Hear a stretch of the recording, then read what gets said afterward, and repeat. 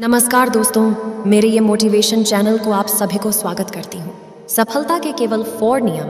आज हम बात करेंगे उन 4 सिद्धांतों के बारे में, उन 4 प्रिंसिपल्स के बारे में जो हमारे भूतपूर्व राष्ट्रपति श्रीमान APJ Abdul Kalam sir, doctor APJ Abdul Kalam के द्वारा बताए गए हैं। उनका मानना था ये जो 4 नियम हैं वो हर स्टूडेंट्स को, हर इंसान को खुद पर अप्लाई करना चाहिए। अगर कोई भी स्टूडेंट्स या कोई भी इंसान इनको अपने जीवन में उतार लेता है और उनको फॉलो करता है तो इस दुनिया में ऐसी कोई चीज़ नहीं है जो उस इंसान की कदमों में ना गिर जाए। इन चारों प्रिंसिपल्स को हम पूरी डिटेल्स में समझेंगे ताकि आपको इन्हें फॉलो करने में आसानी रहे। 1. मेरा एक महान उद्देश्य है। हमेशा अपने आप को याद दिलाए कि आपका लक्ष्य बहुत बड़ा है। अपने आप को बोलिए कि I will have great aim. दोस्तों, सन 1958 की बात है। डॉ एपीजे अब्दुल कलाम एक पायलट बनना चाहते थे। उन्होंने मेहनत करके पायलट बनने के लिए सारी परीक्षाएं पास कर ली, लेकिन पायलट की वैकेंसी में केवल 8 सीट ही थी और डॉ एपीजे अब्दुल कलाम 9वें नंबर पे थे। अब उनका सिलेक्शन केवल तभी हो सकता था जब उनके ऊपर 8 कैंडिडेट में से या तो कोई अपनी वैकेंसी छोड़ दे या फिर मेडिकल में आउट हो जाए। लेकिन उनको इस बात का काफ़ी डिसअपॉइंटमेंट हुआ कि उनका सिर्फ एक रैंक की वजह से वो सिलेक्शन से आउट हो गए। लेकिन उन्होंने ये स्वीकार किया कि it was a disappointment for me but disappointment could not defied me. यानी कि मैं निराश ज़रूर हुआ था लेकिन निराशा कभी मुझे हरा नहीं सकी। उन्होंने ठान लिया था कि भले ही पायलट बन के एयरक्राफ्ट ना उड़ा सकूं, लेकिन एक इंजीनियर बन के, एक साइंटिस्ट बन के मैं एयरक्राफ्ट ज़रूर बना सकता हूँ, मिसाइल बना सकता हूँ, रॉकेट बना सकता हूँ। और दोस्तों, ये तो किसी को नहीं पता कि अगर डॉ एपीजे अब्दुल कलाम पायलट बनते तो वो कहाँ तक पहुँच पाते। लेकिन उन्होंने इस बात को ज़रूर साबित किया कि अगर वो पायलट नहीं बन पाए तो उन्होंने रॉकेट और मिसाइल ज़रूर बना दिए। और भले ही वो इंडियन एयरक्राफ्ट के पायलट नहीं बन पाए लेकिन राष्ट्रपति ज़रूर बने, जो कि तीनों सेनाओं के कमांडर इन चीफ होते हैं और तीनों सेनाओं में आर्मी, नेवी और एयरफोर्स भी होती है।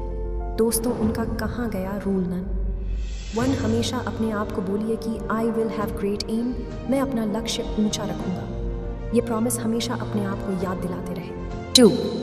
मैं लगातार ज्ञान प्राप्त करूंगा। दोस्तों, यह रूल कहता है कि I will continuously acquired knowledge, यानी कि मैं हमेशा लगातार ज्ञान हासिल करता रहूंगा। अब उनके इस दूसरे रूल को उन्हीं के जीवनी से समझते हैं। डॉ एपीजे अब्दुल कलाम को मिसाइल मैन के नाम से भी जाना जाता है। वो एक इंजीनियर थे, एक वैज्ञानिक थे। उन्होंने बहुत सारे मिशन को लीड किया और सक्सेसफुल भी रहे। उन्होंने पद्म भूषण, पद्म विभूषण और भारत रत्न जैसे हाईएस्ट सिविलियन अवार्ड जीते। वो भारत के 11वें राष्ट्रपति भी बने। लेकिन इसके बावजूद भी उन्होंने ये माना कि वो अपने आप को एक टीचर समझते हैं, वो अपने आप को एक अध्यापक समझते हैं और उनको सबसे ज़्यादा खुशी तब मिलती है जब उनका कोई स्टूडेंट्स पीएचडी पूरी कर लेता है। यानी कि उनके लाइफ में अगर सबसे ज़्यादा ज़रूरत कोई चीज़ थी तो वो थी एजुकेशन, नॉलेज।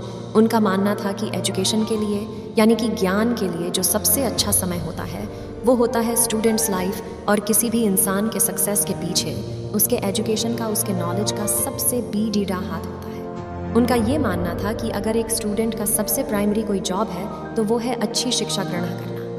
एक विद्यार्थी की एजुकेशन के अलावा किसी दूसरे चीज़ के बारे में नहीं सोचना चाहिए।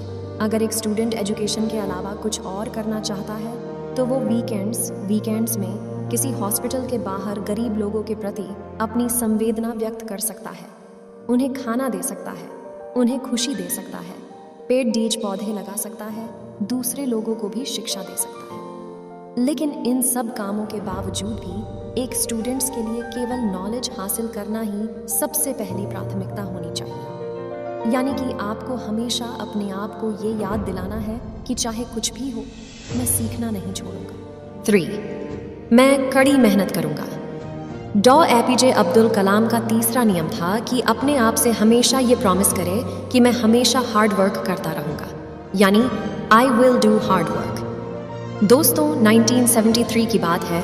विक्रम साराभाई अंतरिक्ष स्पेस के अंदर के चेयरमैन प्रोफेसर सतीश धवन ने डॉ एपीजे अब्दुल कलाम से कहा कि हमें एक सैटेलाइट लॉन्च व्हीकल बनाना है, यानी कि एक ऐसा रॉकेट जिसमें हम सैटेलाइट रख करके उसको हम अंतरिक्ष स्पेस में भेज सकें।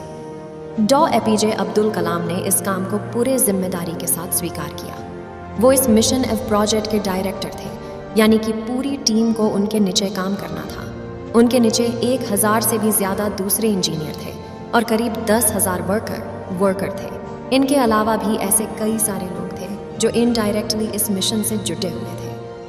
इतनी बड़ी टीम को 6 साल का वक्त लगा प्रोजेक्ट शुरू करने से लेकर लॉन्च के दिन तक। 17 अगस्त 1979 इस तारीख को सैटेलाइट लॉन्चर का टेस्ट होना था।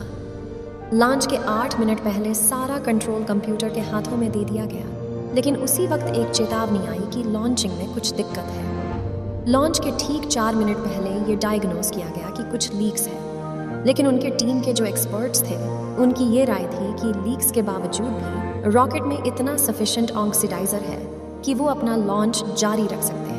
और मिशन लेटर होने की वजह से डॉ कलाम को ये डिसाइड लेना पीडी था कि वो रॉकेट को लॉन्च करेंगे। लेकिन लॉन्च के कुछ मिनट बाद ही वो रॉकेट पृथ्वी की कक्षा में ना जाकर बंगाल की खाड़ी में जाकर गिर गया। 6 साल की मेहनत, हजारों लोगों के कई लाखों वर्किंग ऑनवर, जनता का पैसा और मिशन 2 मिनट में फेल हो गया।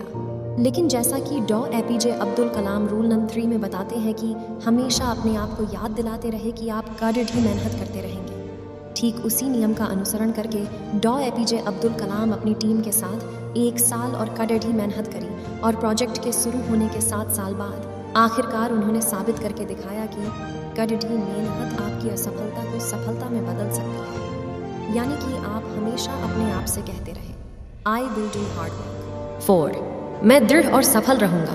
दोस्तों, जो कहानी मैंने रूल नंबर 3 में बताई, जिसमें 7 साल बाद जाकर मिशन सफल हुआ, वहीं से निकल के आता है रूल नंबर 4, यानी कि हमेशा अपने आप को ये याद दिलाते रहे कि I will persevere where I will suicide.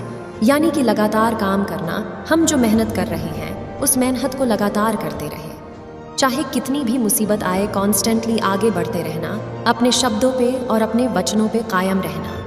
किसी में इतनी हिम्मत ना हो कि आपके हौसलों को कम कर सके। हम में से ऐसे कई सारे लोग हैं जिनकी आंखों में कुछ सपना है, जो लोग कुछ करना चाहते हैं वो काम करना शुरू करते हैं अपने सपनों पर, लेकिन समय बीतने के साथ साथ उनकी व्हील पावर कम होती जाती है। दोस्तों, आपको किसी भी कीमत पे अपने हौसलों को नहीं टूटने देना है।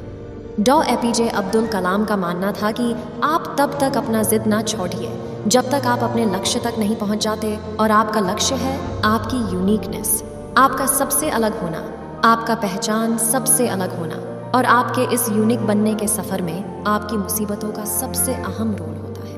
अगर आप अपने मुसीबतों से डरना छोड़ दिया, उन पर से ध्यान हटाकर उनके हल के बारे में सोचना शुरू कर दिया और उन पर काम करना शुरू कर दिया, तो आप किसी ना किसी दिन इस दुनिया में सफल ज़रूर हो जाओगे। दोस्तों, लास्ट में एक बार और इन चारों रूल को रिवाइज कर देता हूँ। 1 अपने आप को याद दिलाए कि आपके पास में एक बहुत बड़ा सपना है। You have must a big dream too. अपने आप को हमेशा याद दिलाए कि आपको सीखना नहीं छोड़ना है। You must continuously acquired knowledge. 3 कड़ित ही मेहनत करें, मेहनत में कोई कमी ना छोड़ें। 4 उस मेहनत को लगातार करते रहें, और ऐसा अगर आप करते रहोगे तो आप एक दिन ज़रूर सफल हो जाओगे। आज हमारे बीच में मिसाइल मैन, इंजीनियर, वैज्ञानिक और भूतपूर्व राष्ट्रपति डॉ एपीजे अब्दुल कलाम सर नहीं है। जैसा कि उन्होंने ये बताया था कि वो अपने आप को एक अध्यापक ही समझते थे। उन्होंने अपनी आखिरी सांस भी Indian institute of management Shillong के स्टूडेंट को एक लेक्चर देते हुए की, जिस लेक्चर का टॉपिक था क्रिएटिंग ए लिवाएबल प्लैनेट अर्थ। वो 4000 वर्ड्स का उनका लेक्चर अधूरा रहा। मानो उनका कहना ये था, जाते जाते कि वापस फिर आऊँगा लौट के, लेकिन प्रकृति के नियम को कौन बदल सकता है। आइए आज हम एक शपथ ले कि जो रास्ता हमारे डॉ एपीजे अब्दुल कलाम सर ने हमें दिखाया, उस पर हम लगातार आगे बढ़ाते रहे और अपने वचनों पे कायम रहे, और अनंत समय तक डॉ एपीजे अब्दुल कलाम सर को हमारे खुद के अंदर जिंदा रखे और पूरी दुनिया को दिखा दे कि हिंदुस्तान से बेहतर कोई दूसरा देश नहीं हो सकता। अपने अपनों का पूरी रफ्तार के साथ पीछा करते रहिए और दुनिया में खुद के साथ साथ दुनिया में देश का भी ना कीजिए। जय हिंद, वंदे मातरम। ऐसे ही जानकारी वीडियो देखने के लिए मेरे चैनल को सब्सक्राइब कीजिए, ज़रूर बेल आइकन प्रेस कीजिए। धन्यवाद।